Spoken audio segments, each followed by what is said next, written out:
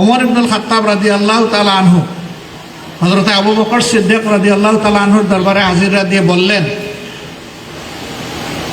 হে সম্মানিত খলিফা, আমার পিছনে রাষ্ট্রের এই টাকা কেন ব্যয় করছেন? কেন আমাকে প্রধান বিচারপতি করে রেখেছেন? তিনি বললেন, কেন? প্রধান বিচারপতির যা দায়িত্ব সেইটা আপনি পালন করবেন। বলে 1.5 বছর তো চলে গেল, কেউ তো আমার দরবারে একটা কেস নিয়ে আসলো না, তা আমাকে কেন এই বেতন দিলেন 18 মাস? কারণ মানুষ পুলিশকে আদালতকে ভয় করছে না, এখন মানুষ আল্লাহকে ভয় করছে। আল্লাহ তাআলাকে যে ভয় করে তার হাত তার চোখ অপরাধের দিকে আগায় না, তার পা আগায় না। তখন আল্লাহর ভয়ে সে আল্লাহর প্রিয় বান্দা হয়ে যায়, পাগল হয়ে শুধু খুঁজতে থাকে কোন কাজটা সমাজের কোন উপকারটা, পরিবারের কোন উপকার, দেশের কোন উপকার, বিশ্বের কোন উপকার করলে আমি আমার আল্লাহর বেশি ভালোবাসা পাবো। এই জন্য আল্লাহর হাবিব বলেছেন, তার জন্য জাহান্নামকে আল্লাহ হারাম করে দিবেন যারা পরস্পরকে শুধু আল্লাহর জন্য ভালোবাসে। আল্লাহু আকবার। সেই ভালোবাসার পরিবেশ বাংলাদেশে আমরা সৃষ্টি করতে চাই। আপনারা পারবেন? পারবেন? তাহলে বলতে পারবেন না যে এই লোক ঝাড়ু দেয়, বলতে পারবেন না এই বাগানের শ্রমিক, বলতে পারবেন না যে এই সুইপার, বলতে পারবেন না সে মেথর, কিচ্ছু বলা যাবে না। বলতে হবে সে আমার ভাই, সে আমার বোন। আমরা পেশা দেখে মানুষকে মূল্যায়ন করব না, আমরা মূল্যায়ন করব সে আশরাফুল মখলুকাত। এমনকি ধর্ম দেখেও মূল্যায়ন করব না। ধর্ম কাউকে জোর করে গিলানোর দায়িত্ব আমার না। দিন আল্লাহ কারে দিবেন, হেদায়েত আল্লাহ কারে দিবেন, এই ফয়সালা কি আমাদের হাতে না আল্লাহর হাতে? আল্লাহ তাআলার হাতে। তবে কোরআনের কল্যাণের বাণীর দিকে তাদেরকে ডাকবো, নেক আমলের মাধ্যমে ডাকবো, যাতে কোরআনের সৌন্দর্যে তারা অভিভূত হয়ে মনের আনন্দে আল্লাহর দিনকে কবুল করে।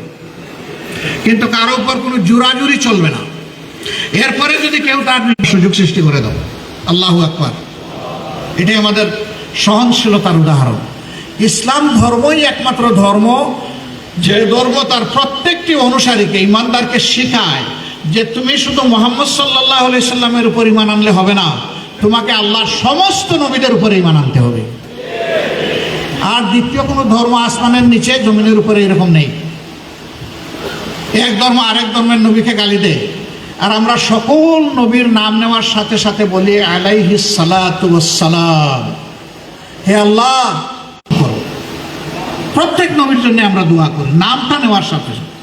এটি হচ্ছে আমাদের ঐতিহ্য, এটি আল্লাহ আমাদেরকে শিক্ষা দিয়েছেন, তার নবী আমাদেরকে শিক্ষা দিয়েছে। সুতরাং ইসলাম হচ্ছে একমাত্র সার্বজনীন ধর্ম। এই ধর্মের অনুসারীরা কখনো সংকীর্ণ মনা হতে পারে না। তাদের হৃদয় হবে আসমানের মতো উন্মুক্ত, সমুদ্রের মতো উদার। সমস্ত মানুষ তাদের হৃদয়ে স্থান পাবে, ভালোবাসার জায়গা পাবে। প্রিয় কুলাউড়া এত সুন্দর একটা এলাকা, আলহামদুলিল্লাহ। এখানে নদী নালা আছে, আলহামদুলিল্লাহ। আবার বিদেশ থেকে পাখিগুলো এসে মাঝে মাঝে আমাদেরকে শীত মৌসুমে সঙ্গ দেয়। এই চমৎকার একটা উপজেলা, এবং এই উপজেলারই কোনো একটা প্রান্তে অতি মূল্যবান একটা খনিজ পদার্থ আছে। আমি সেটার নাম এখানে নিতে গেলাম না, সেন্সিটিভিটির কারণ। আল্লাহ তাআলা এমন একটি উপজেলায় আমাদেরকে জন্ম দিয়েছেন, আলহামদুলিল্লাহ রাব্বিল আলামিন। আমরা সারা দেশকে গড়ব, আর আমাদের এই জন্মভূমির উপজেলাকে ভালোবেসে সুন্দরভাবে গড়ব ইনশাআল্লাহ। এই গড়তে হলে মাঝে মাঝে আল্লাহর দিনের জন্য কিছু কাজ করলে ইনশাআল্লাহ হয়ে যাবে, তাই না? কি করতে হবে? হ্যাঁ, জান প্রাণ দিয়ে কাজ করতে হবে। কিভাবে? রাসূল মকবুল সাল্লাল্লাহু আলাইহি সাল্লাম যখন ইমানের ইসলামের দাওয়াত দিলেন, তখন মক্কার জীবনে অল্প কিছু সম্ভ্রান্ত পরিবারের লোকেরা তার সঙ্গে হলেন। যেমন হজরতে আবু বকর ইবনে কুহাফা, হজরতে আলী কারমুল্লাহি ওয়াজহু, তিনি ঠিকই মুমিন হয়েছেন, বাবা আবু তালেব মুমিন হননি। চাচা আব্দুল্লাহ ইবনে আব্বাস, চাচা আব্বাস ইবনে আব্দুল মুতাল্লিবও হননি। আর জান প্রাণ দিয়ে বিরোধিতা করেছে চাচা আবু লাহাব। অল্প কিছু মানুষ। হামজা রাদিয়াল্লাহু তাআলা আনহু হয়েছেন, হযরত উসমান ইবনে আফফান রাদিয়াল্লাহু তাআলা আনহু হয়েছেন, তাদের সংখ্যা হাতে গোনা 25-30 জনের বেশি ছিলেন না। 550 মতো মানুষ 13 বছরে তিলে তিলে আগুন হাতে নিয়ে ইসলাম কবুল করেছিল। তখন ইসলাম কবুল করার মানে হচ্ছিল হাতের মধ্যে লাল আঙ্গার ধারণ করা। তারা জ্বলে জ্বলে তিলে তিলে খাঁটি সোনায় পরিণত হয়েছিলেন। সবাই ছিলেন অতি সাধারণ মানুষ, যাদেরকে বলা হতো কৃতদাস, কৃতদাসী। তারাই সৌভাগ্যবান। নবীর জবানিতে ইমান কবুল করে সর্বপ্রথম আল্লাহ যাকে শহীদ হিসাবে কবুল করলেন তিনি ওই সম্প্রদায়ের মানুষ, আমাদের অতি সম্মানিত মা হযরতে সুমাইয়া রাদিয়াল্লাহু তাআলা আনহা। তার সন্তানও দিনের পথে শহীদ হয়েছেন। গর্বিত প্রথম শহীদ তিনি ইসলামের জন্য। তিনি আমাদের সাইয়েদা, তিনি আমাদের তাইয়েবা, তিনি আল্লাহর পক্ষ থেকে আমাদের জন্য নিয়ামত বলা একজন মা, সমস্ত উম্মতের মা। আলহামদুলিল্লাহ, এটাই ইসলামের সৌন্দর্য। হযরত বেলাল রাদিয়াল্লাহু তাআলা আনহুর চেহারা সুরত অন্যরকম ছিল, কিন্তু তিনি হচ্ছেন আমাদের সর্দার সৈয়দনা বেলাল রাদিয়াল্লাহু তাআলা আনহু। তার জাত পাত, চামড়ার রং, গায়ের গঠন, এগুলার কারণে আমরা তাকে সম্মান করি না। আল্লাহ তার অন্তরে, কলিজায়, কালবে, হৃদয়ে, মগজে দিনের যে নূর দিয়েছিলেন সেইটার জন্য আমরা অন্তর থেকে তার জন্য সম্মান এবং শ্রদ্ধা করি। আমরা সেই ভালোবাসার সুষম বৈষম্যহীন সমাজটাই করতে চাই। এই জন্য দিন রাত ভাই কাজ করতে হবে। তারা কি করলেন? শেষ পর্যন্ত যখন দেশেই টিকতে পারলেন না, প্রথমে 2 দফায় গেলেন আবিসিনিয়া, তারপরে আল্লাহ রসুল যখন মদিনায় হিজরত করে চলে গেলেন তখন বললেন যে হে আমার বুকের মণিমাণিক, সবাই চলে আসো, আবার আমার বুকে চলে আসো। তখন সবাই আবিসিনিয়া থেকে চলে গেলেন মদিনায়। তারা তাদের নাগরিকত্ব ত্যাগ করলেন, সম্পদ ত্যাগ করলেন, স্ত্রী ত্যাগ করলেন, সন্তান ত্যাগ করলেন, মা বাপ ত্যাগ করলেন, সোনাদানা মণিমুক্তা যা ছিল সব ফেলে গেলেন, শুধু নিজের জীবন আর ইমানটা নিয়ে মদিনায় চলে গেলেন। এই মুহাজিরদের ত্যাগ আর মদিনায় আনসার যারা ছিলেন তাদের বুক পাতানো বিছনা, এই দুইটা একত্রিত হয়ে চমকে উঠল। আল্লাহর রহমত নেমে আসলো, মদিনা প্রথমে আবাদ হলো, আবাদ হয়ে গেল। কোরআনটা দিয়ে আসেন আমরা এগিয়ে যাই। এই কোরআন কোনো দলের সম্পদ না, এই কোরআন সমস্ত সৃষ্টির সম্পদ, বিশেষভাবে মানব জাতির সম্পদ, আরও একটু স্পেসিফিক্যালি বলতে গেলে মুমিনদের বিশেষ সম্পদ। সুতরাং যেই নিজেকে মুমিন মুসলমান মনে করেন আবেগের সাথে, ভালোবাসার সাথে, তাদেরই আমরা একটু ভালোবাসা চাই, সমর্থন চাই, সহযোগিতা চাই। তারা সবাই এগিয়ে আসবেন ইনশাআল্লাহ। আমরা সেই লক্ষণ দেখতে পাচ্ছি।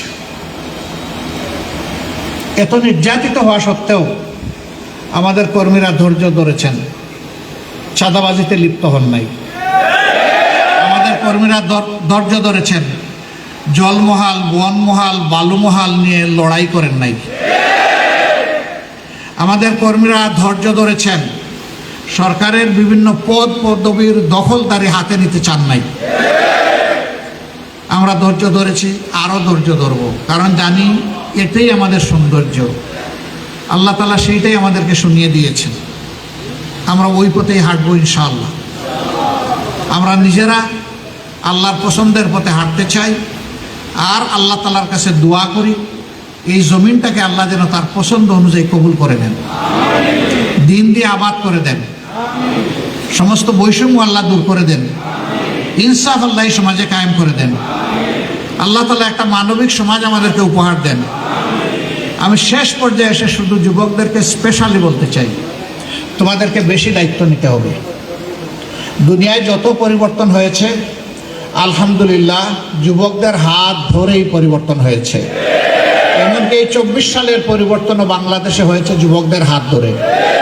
তো তোমরা একটা সাময়িক পরিবর্তন করেছো, এখন স্থায়ী পরিবর্তনের জন্য তোমাদেরকে এগিয়ে আসতে হবে। আর আমরা যারা বয়স্ক যুবক আমরা তোমাদের পাশে থাকবো ইনশাআল্লাহ। আমাদেরকে বুড়া টুড়া ভাবিও না তুমি। এখনো তোমাদের অনেকের চাইতে আলহামদুলিল্লাহ আমরা কাজ একেবারে কম না, পরিশ্রম করতে পারি। আল্লাহ এই সামর্থ্য দিয়েছেন।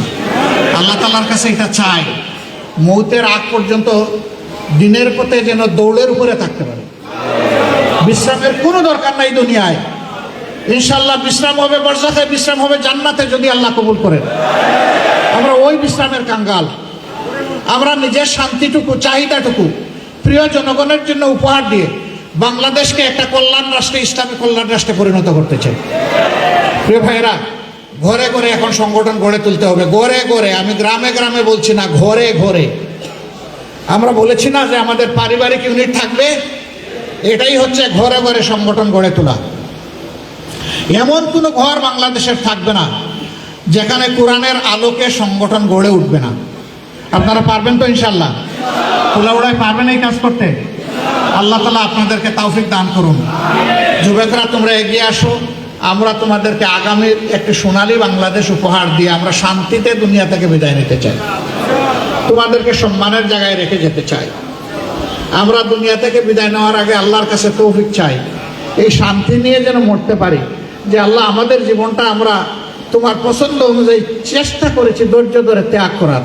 এখন আমাদের সন্তানদের জীবনটা তুমি সুন্দর করে দাও, শান্তির করে দাও, ভালোবাসার করে দাও, সম্মানের করে দাও। আপনারা কষ্ট করে যারা এসেছেন, আল্লাহ তাআলা আমাদের এই সকল মেহনতকে কবুল করুন। আমাদেরকে আল্লাহ তাআলা ক্ষমা করুন। তার ক্ষমার সৌন্দর্য দিয়ে আল্লাহ তাআলা আমাদেরকে মর্যাদা মণ্ডিত করুন। আমরা যারা প্রত্যন্ত অঞ্চলে আছি, মাঠ ময়দানে কাজ করছি, পাড়া মহল্লায় গ্রামে আমরা যারা সুযোগ আছে কাজ করার, তাদের বিরাট বড় বিশাল একটা ব্যাপার। এই যে আলহামদুলিল্লাহ জনগণের উচ্ছ্বাস, আকাঙ্ক্ষার প্রত্যাশাকে সম্মান এবং মর্যাদা দিতে হবে। প্রতিটি ঘরে আমাদেরকে পৌঁছে যেতে হবে, প্রতিটি মানুষের কাছে আশ্বাসের বাণী নিয়ে যেতে হবে যে আমরা প্রত্যেকেই দেশের নাগরিক, প্রত্যেকের সমান মর্যাদা। হিন্দু, মুসলমান, বৌদ্ধ, খ্রিস্টান, আমরা সবাই এই দেশের নাগরিক। সংখ্যালঘু আর সংখ্যাগরিষ্ঠ পার্থক্য জ্ঞান হয়। আমরা সবাইকে সম্মান এবং মর্যাদা দিতে চাই। আমরা এই দেশকে আমরা ভালোবাসি, আমরা এগিয়ে দিতে চাই। মানুষের কষ্ট বেদনা শুনে যাবে সুবিধা নয়, এর আগে আমাদেরকে পৌঁছে যেতে হবে যে আমার পাড়ায়, আমার মহল্লায় কি অবস্থা। এখানে এই ভাইটাকে মসজিদে দেখছেন, এই ভাইটা শুনেছি অসুস্থ, এই ভাইটার সাথে কেন দেখা হচ্ছে না, কি অবস্থা। নিজ দায়িত্বে এই সমস্ত পরিবারগুলোর পাশে দাঁড়ানো, একটি শক্তিশালী গণভিত্তি তৈরি করার জন্য এর জন্য বিকল্প নাই। আমরা একসময় মানুষের কাছে যাওয়ার চেষ্টা করেছি, মানুষ ভয় আমাদেরকে অনেক জায়গায় রিসিভ করে নেয়। আজকে উঠেছে, ভাই আপনারা আসলে আমার উপরে বড়, অনেক কিছু বলেছে, আমরা চেষ্টা করে পারি। এখন মানুষ চায় যে আপনারা আসেন, কথা বলেন, আমাদের আর আমার উপযুক্ত এই সমস্ত বিষয় আপনারা শরীর হন। আমরা যাতে এই সুবিধাকে কাজে লাগে, মানুষের পাশে দাঁড়ান, মানুষকে সম্মান এবং মর্যাদা দেয়, তার কষ্ট বেদনা দূর করার জন্য চেষ্টা করি। হৃদয়ের সমস্ত ভালোবাসা, স্নেহ, মমতা নিয়ে যেতে আমরা মানুষের পাশে দাঁড়াই। প্রতিটি ঘর হবে একটি বাংলাদেশ, প্রতিটি বাড়ি হবে একটি বাংলাদেশ, সব বাংলাদেশ ইনশাআল্লাহ। আমরা যদি এই ধরনের একজন গণমুখী কর্মী হতে পারি, জনগণের ভালোবাসায় শিষ্ট কর্মী হতে পারি, তাহলে বাংলাদেশ ইনশাআল্লাহ পথ হারা হবে। এই বাংলাদেশ আর স্বৈরতার ফিরে আসবে ইনশাআল্লাহ।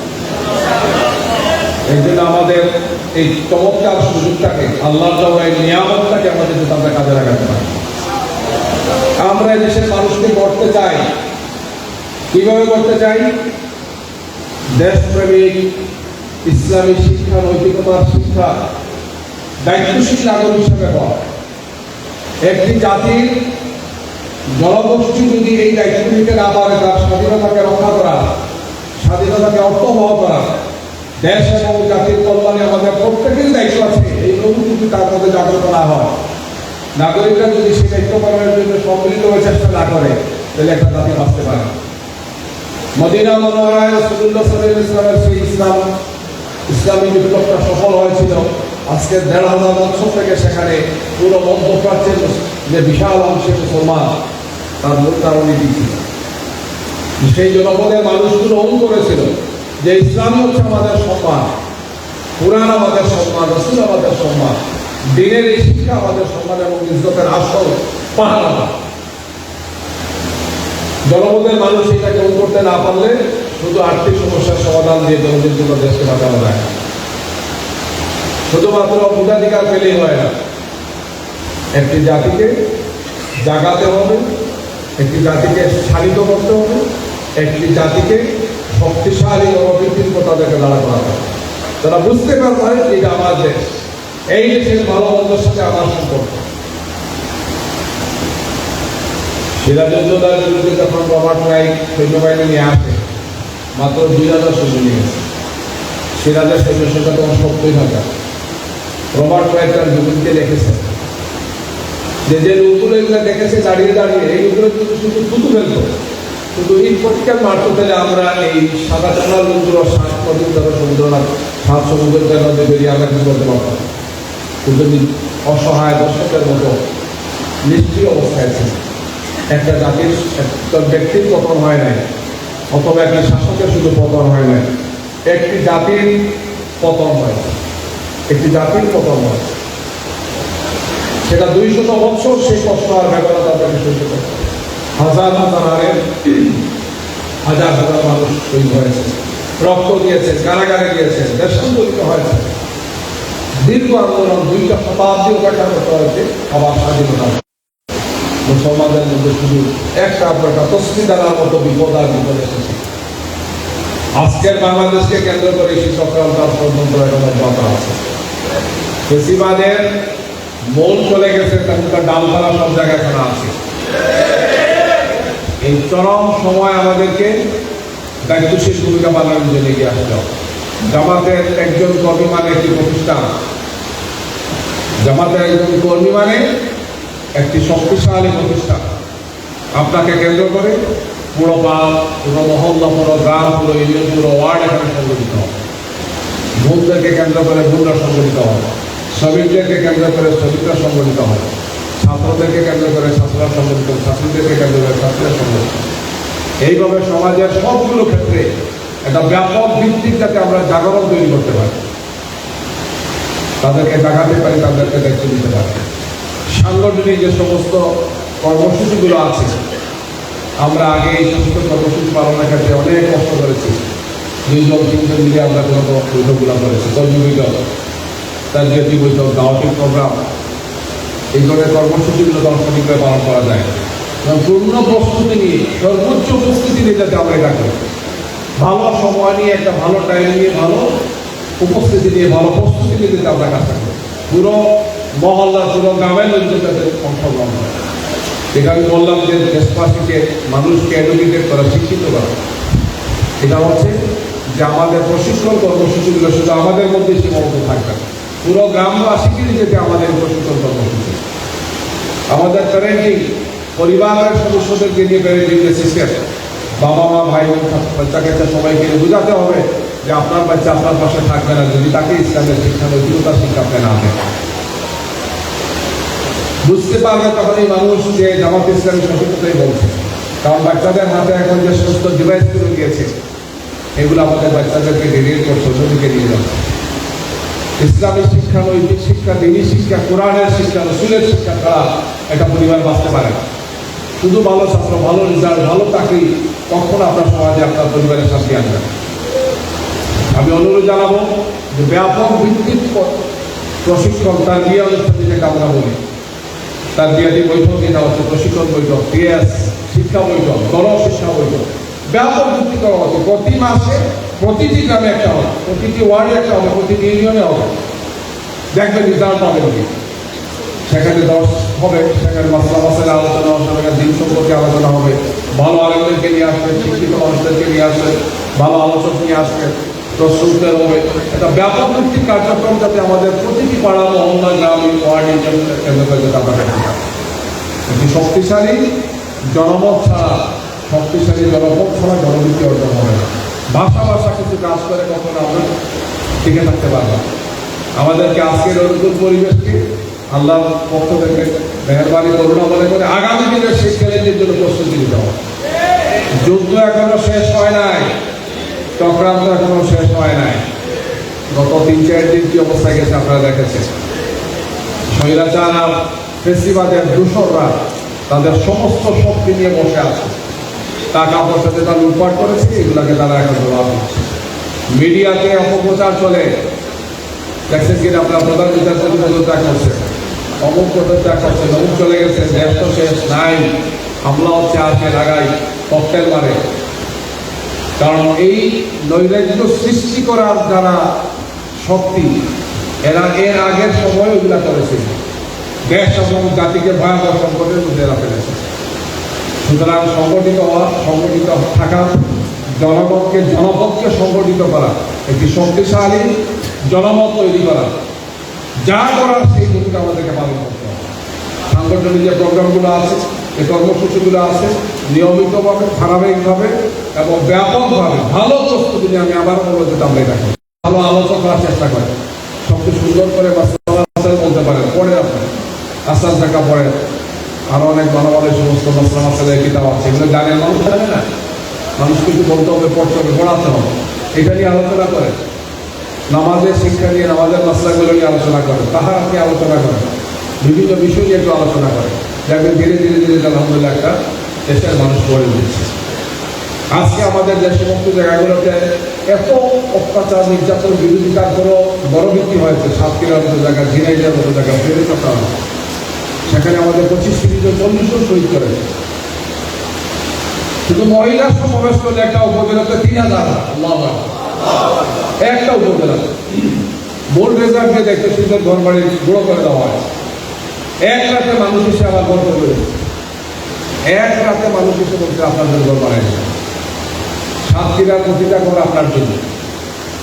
পুরো এই কয়েক বছর পুরো গ্রামের প্রতিটা ঘরে গেছে আমাদের দায়িত্ব। যে মসজিদে দায়িত্বশীল যান সেখানে ইমাম সাহেব, খতিব সাহেব বলে না আমাদের আগে আপনি নির্বাচন বলবেন। আলহামদুলিল্লাহ, এইটা একদিনের চেষ্টা না, এক ব্যক্তির চেষ্টা, হঠাৎ করে কিছু চেষ্টা, এটা দীর্ঘ ধারাবাহিক চেষ্টা, ফসল হচ্ছে আলহামদুলিল্লাহ মানুষের মনটাকে আল্লাহ দিনের দিকে, ইসলামের দিকে, আন্দোলনের দিকে শুরু করে দিয়েছে। আমিরুজ্জামান জেল থেকে বের হওয়ার পরে আমরা নিয়ে গেলাম, প্রথম রমাদান ছিল, 24-এর যে প্রথম রমাদান যেটা ছিল, সাইদি সাহেবের বাড়িতে সেখানে জিয়ারতের জন্য আব্দুল মালিক মন্ডল সাতক্ষীরার জন্য আমাদের দায়িত্বশীল, একদম সহজ সরল মানুষ, সাধারণ জীবনযাপন করে মানুষের ভালোবাসায় সিদ্ধ একটা মানুষ দেখার জন্য সেখানে যাওয়া হচ্ছে। হাজার হাজার মানুষ জড়ো হয়ে গেছে, তার কোনো কষ্ট, কোনো বেদনা নাই, এত কষ্ট, এত অত্যাচার, কোনো বেদনা নেই। আল্লাহ, তিনি আমাদের নেতা, তিনি আমাদের নেতা। ইউনিয়ন পরিষদের চেয়ারম্যান থেকে উপজেলা পরিষদ, পরবর্তীতে সংসদ সদস্য আছে, একজন আলেমে দিন। জেলে থাকা অবস্থায় আল্লাহ কোরআন মুখস্থ করেছে, পুরো কোরআন হাফেজ হয়ে গেছে। আমরা এই ধরনের একজন ভালো সংগঠন যাতে হতে পারি। প্রতিটি ইউনিটের সভাপতি, প্রতিটি ইউনিয়নের দায়িত্বশীল, প্রতিটি ওয়ার্ড দায়িত্বশীল, প্রতিটি উপজেলা দায়িত্বশীল, প্রতিটি জামাতের কর্মী যাতে এই মানের একজন ভালো সংগঠন, ভালো আলেম, ভালো আলোচক, আমরা একজন ভালো মানুষের থাকতে আমাদের থেকে কোনো অত্যাচার, নির্যাতন, কষ্ট, বেদনার সম্মুখীন যাতে কোনো মানুষ না, সব সাবধান করে দিতে হবে আমাদের ভাইদেরকে, নিজেরা আমাদের আমাদের ব্যবসা বাণিজ্য, লেনদেন, চলাফেরা, কথাবার্তা ইত্যাদি ইত্যাদির মধ্যে যাতে কোনো ধরনের কোনো প্রশ্ন না থাকে, সব অর্জনকে নষ্ট করে দেবে।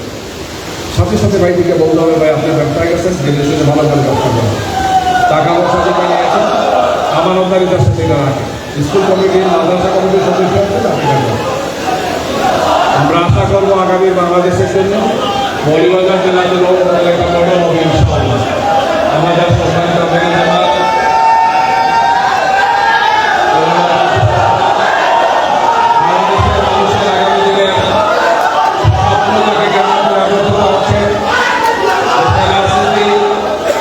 দেশের বিদ্যমান বাস্তবতায় সবচেয়ে আলোচিত, সবচেয়ে প্রিয়, সবচেয়ে গ্রহণযোগ্য আলহামদুলিল্লাহ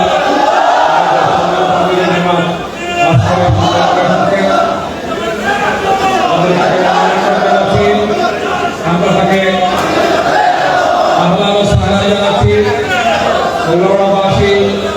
আলহামদুলিল্লাহ আমরা অত্যন্ত খুশি আলহামদুলিল্লাহ জাতীয় একজন নেতাকে বাংলাদেশ এবং দুনিয়াব্যাপী ইসলামী আন্দোলনের সবচেয়ে আলোচিত, সবচেয়ে জনপ্রিয়, সবচেয়ে পরিচিত আমাদের এই আহ্বানকে আমাদের মধ্যে পেয়েছি।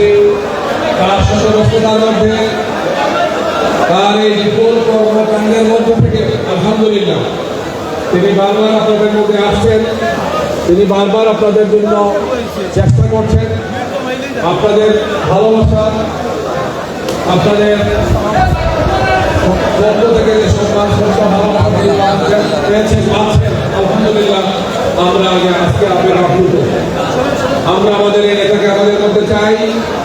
আমরা আমাদের বাংলাদেশ করার জন্য, আগামীর বাংলাদেশ করার যে স্বপ্ন আমরা দেখছি, ইনশাআল্লাহ এদেশের ইসলামের জনতা, এই দেশের স্বাধীনতাকামী জনতা, দেশপ্রেমিক মানুষ, আমরা ইনশাআল্লাহ আমাদের হাতকে নিয়ে আমরা এগিয়ে যাবো ইনশাআল্লাহ। আসুন আগামী বাংলাদেশ করার জন্য আমরা আমাদের সকল অবস্থানটাকে, প্রতিটি পাড়াকে, প্রতিটি মহল্লাকে, প্রতিটি গ্রামকে, প্রতিটি ইউনিট এবং ইউনিয়নকে, প্রতিটি উপজেলা, প্রতিটি আসনকে যাতে আমরা ইসলামের ভিত্তিতে, কোরআনের ভিত্তিতে, মানুষের কল্যাণের জন্য যাতে আমরা ব্যবহার করতে পারি, কাজে লাগাতে পারি। শক্তিশালী জনভিত্তি তৈরি করে সব ধরনের সন্ত্রাস, দুর্নীতি, চাঁদাবাজি, সব ধরনের অমানবিক কার্যক্রমের বিরুদ্ধে গণপ্রতিরোধ গড়ে তুলে আমরা ক্ষুধামুক্ত, দারিদ্র্যমুক্ত, সন্ত্রাসমুক্ত, গুমমুক্ত, আয়নাগরমুক্ত একটি মানবিক বাংলাদেশ করার জন্য আমরা এগিয়ে যাই। আল্লাহ সুবহানাহু ওয়া তাআলা আমাদেরকে সেই তৌফিক দান করুন। আজকের এই সম্মেলন আমাদের আগামী সেই বাংলাদেশ গড়ার ক্ষেত্রে একটি ঐতিহাসিক মাইলস্টোন হিসাবে ইনশাআল্লাহ আল্লাহ রাব্বুল আলামিন কবুল করুন। সেই তৌফিক কামনা করে সবাইকে মোবারকবাদ জানিয়ে আমার বক্তব্য শেষ করছি। সবাইকে ধন্যবাদ। আসসালামু আলাইকুম ওয়া রাহমাতুল্লাহ। আলহামদুলিল্লাহ, আলহামদুলিল্লাহ, আলহামদুলিল্লাহ। সম্মানিত উপস্থিতি, মৌলভীবাজার জেলার সব কয়টি ইউনিয়নের ওয়ার্ড ইউনিট দায়িত্বশীলদের নিয়ে আয়োজিত আজকের এই সম্মেলন, প্রায় 1300 ডেলিগেট এই সম্মেলনে উপস্থিত হয়েছেন। সম্মানিত উপস্থিতি বক্তব্য রাখবেন আজকের এই সম্মেলনের সম্মানিত সভাপতি জনাব ইঞ্জিনিয়ার মোহাম্মদ শাহেদ আলম। আলহামদুলিল্লাহ, আসসালাতু ওয়াসসালামু আলা রাসূলিল্লাহ। বাংলাদেশ জামাত ইসলামের মৌলভীবাজার জেলা উদ্যোগে আয়োজিত আজকের এই ওয়ার্ড সম্মেলনের সম্মানিত প্রধান অতিথি, এদেশের কোটি কোটি মানুষের আপনজন, কুলাউড়ার কৃতি সন্তান, বাংলাদেশ জামাত ইসলামের পরম সম্মানিত আমির জননেতা জনাব ডাক্তার শফিকুর রহমান, মঞ্চ উপবিষ্ট কেন্দ্রীয় আঞ্চলিক নেতৃবৃন্দ, জেলা উপজেলার নেতৃবৃন্দ, সম্মানিত সাংবাদিক বন্ধুগণ, সমবেত আমার সম্মানিত সহকর্মী, দায়িত্বশীল ভাই এবং বন্ধুগণ, আসসালামু আলাইকুম ওয়া রাহমাতুল্লাহ। সম্মানিত ভাই এবং বন্ধুগণ, আজকের এই ওয়ার্ড সম্মেলন এমন একটি সময়ে অনুষ্ঠিত হতে যাচ্ছে যখন দেশের চলমান পরিস্থিতি এবং প্রেক্ষাপট আমাদেরকে জানান দিচ্ছে। মোহতারাম আমিরে জামাত শুরু থেকেই ঘোষণা দিয়ে আসছেন, দেশ পরিবর্তনের জন্য দেশ এবং জাতিকে ঐক্যবদ্ধভাবে এগিয়ে নেওয়ার জন্য আমাদেরকে ঐক্যবদ্ধ ভূমিকা পালন করার সময়ের দাবি। আজকে মৌলভীবাজার জেলার প্রাক্তন এলাকা ওয়ার্ড দায়িত্বশীল সম্মেলনে আমরা আমিরে জামাতের কাছে প্রতিশ্রুতি ব্যক্ত করতে চাই, সারা দেশের নিয়ে মৌলভীবাজার জেলার প্রতিটি এলাকার দায়িত্বশীলরা আমরা সংঘবদ্ধভাবে দেশ এবং জাতি গঠনের জন্য আমিরে জামাতের নেতৃত্বে দেশকে কাঙ্ক্ষিত পরিবর্তনের জন্য আমরা ভূমিকা পালন করতে পারবো ইনশাআল্লাহ। আসুন আমরা সম্মিলিতভাবে দেশ আমাদের এই দেশ গড়ার জন্য যেন আমরা ঐক্যবদ্ধভাবে ভূমিকা পালন করতে পারি, এই প্রত্যাশা ব্যক্ত করে আমার বক্তব্য এখানেই শেষ করছি।